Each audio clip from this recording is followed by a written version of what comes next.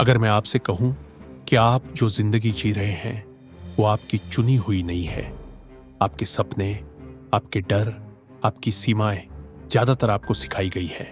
समाज ने आपको बताया कि क्या सही है, क्या गलत है, कितना सोचना है, कितना आगे बढ़ना है और कितना अलग होना खतरनाक है, और आपने मान लिया।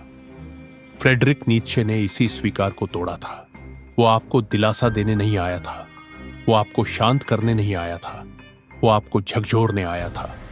और अगर आप उसकी बातों को सच में समझ गए तो आप कभी भी पहले जैसे नहीं रहेंगे।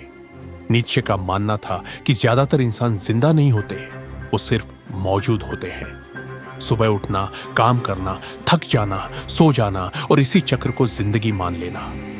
लोग वही सोचते हैं जो उन्हें सिखाया गया, वही मानते हैं जो बहुमत मानता है, और वही चाहते हैं जो समाज सुरक्षित समझता है। नीत्शे के अनुसार समस्या ये नहीं थी कि इंसान कमजोर है, समस्या यह थी कि इंसान को कमजोर बने रहना सिखाया गया है। उसे बताया गया कि चुप रहना अच्छा है, सहन करना महानता है और भीड़ में खुल जाना सुरक्षा है। नीत्शे ने इसे पूरी तरह नकार दिया। उसने कहा कि जो जीवन संघर्ष से भागता है वो जीवन के लायक ही नहीं बनता। नीत्शे के दर्शन के केंद्र में एक विचार था जिसे उसने विल टू पावर कहा। यह दूसरों पर राज करने की इच्छा नहीं थी, बल्कि खुद पर विजय पाने की इच्छा थी, अपने डर पर, अपने आलस पर, अपने भीतर छुपे छोटेपन पर। नीत्शे मानता था कि हर इंसान के अंदर एक ताकत होती है जो उसे आगे बढ़ने, खुद को पार करने और बेहतर बनने के लिए धकेलती है। लेकिन समाज इस ताकत से डरता है क्योंकि मजबूत इंसान आज्ञाकारी नहीं होता। मजबूत इंसान सवाल पूछता है, नियम तोड़ता है और अपने मूल्य खुद बनाता है। यही समाज को सबसे ज्यादा खतरनाक लगता है। नीत्शे ने कहा कि अधिकांश नैतिक नियम कमजोर लोगों ने बनाए हैं क्योंकि वो खुद मजबूत नहीं बन सके, इसलिए उन्होंने मजबूती को ही गलत घोषित कर दिया। उन्होंने कहा कि महत्वाकांक्षा बुरी है, अलग होना गलत है और शक्ति अमानवीय है। नीत्शे ने इस सोच को स्लेव मोरालिटी कहा।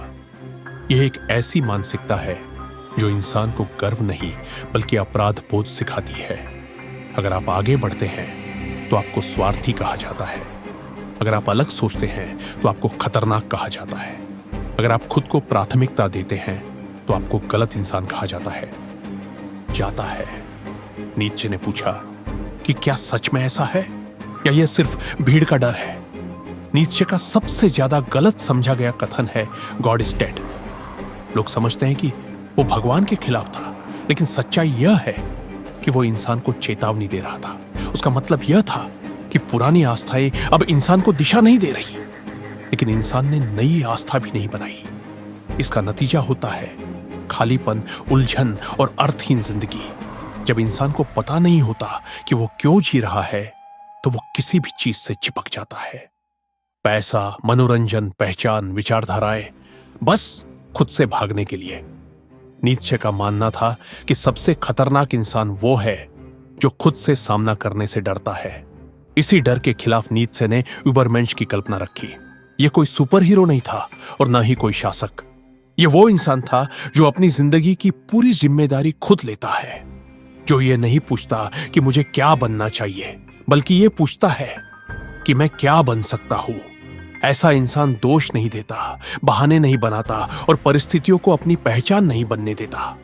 वो जानता है कि अगर उसकी जिंदगी खाली है तो उसकी जिम्मेदारी उसी की है। और यही आजादी ज्यादातर लोग सह नहीं पाते, क्योंकि आजादी का मतलब है अब दोष देने वाला कोई नहीं। नीत्शे ने कभी सुख का वादा नहीं किया, उसने अर्थ का वादा किया, और अर्थ सुख से कहीं भारी होता है। सुख अस्थायी होता है जबकि अर्थ स्थायी होता है। नीत्शे मानता था कि दुख जीवन की गलती नहीं है बल्कि जीवन का शिक्षक है। बिना दर्द के ताकत नहीं आती, बिना संघर्ष के आत्मा नहीं बनती और बिना अकेलेपन के खुद से पहचान नहीं होती। उसने कहा कि जो अपने अंधेरे को सह सकता है उसे दुनिया का कोई डर नहीं डरा सकता। आज का इंसान हर दर्द से भागता है, हर असहजता से बचता है और यही उसे अंदर से कमजोर बना देता है। नीत्शे ने भीड़ की सोच से सावधान रहने की चेतावनी दी थी। उसने कहा कि सच कभी बहुमत से तय नहीं होता। आज सोशल मीडिया और एल्गोरिदम के दौर में लोग सोचते नहीं, बस दोहराते हैं। जो ट्रेंड में होता है वही सच मान लिया जाता है। नीत्शे ने कहा था कि अगर आप खुद नहीं सोचते तो कोई और आपके लिए सोचेगा, और फिर आप अपनी जिंदगी नहीं जी रहे होते, आप किसी और की लिखी हुई स्क्रिप्ट निभा रहे होते हैं। उसका सवाल बहुत सीधा था कि क्या आप आदत से जी रहे हैं या चुनाव से? क्योंकि हर इंसान अंदर से जानता है जब वो खुद से धोखा कर रहा होता है, और वही धोखा धीरे धीरे खालीपन, चिंता और अवसाद में बदल जाता है। नीत्शे ने अंत में अमर फाटी की बात की, यानी अपने भाग्य से प्रेम, केवल सहना नहीं, केवल स्वीकार करना नहीं, बल्कि ऐसा जीना कि आप अपनी जिंदगी को फिर से चुनना चाहें, अपने दर्द के साथ, अपनी असफलताओं के साथ और अपने घावों के साथ। यही असली ताकत है। फ्रेडरिक नीत्शे को शांति नहीं चाहिए थी, उसे जागा हुआ इंसान चाहिए था। उसे अनुयायी नहीं चाहिए थे, उसे निर्माता चाहिए थे। दुनिया को आज भी और पहले से ज्यादा ऐसे ही इंसानों की जरूरत है, जो आराम से नहीं बल्कि सच से जीते हो, जो भीड़ में नहीं बल्कि अपने भीतर खड़े हो। तो खुद से एक सवाल पूछिए, क्या आप वो जीवन जी रहे हैं जो आपको सिखाया गया, या वो जीवन जो आप जी सकते थे? क्योंकि दुनिया को एक और आज्ञाकारी इंसान की जरूरत नहीं है, दुनिया को एक जागा हुआ इंसान चाहिए, और वो आप हो सकते हैं।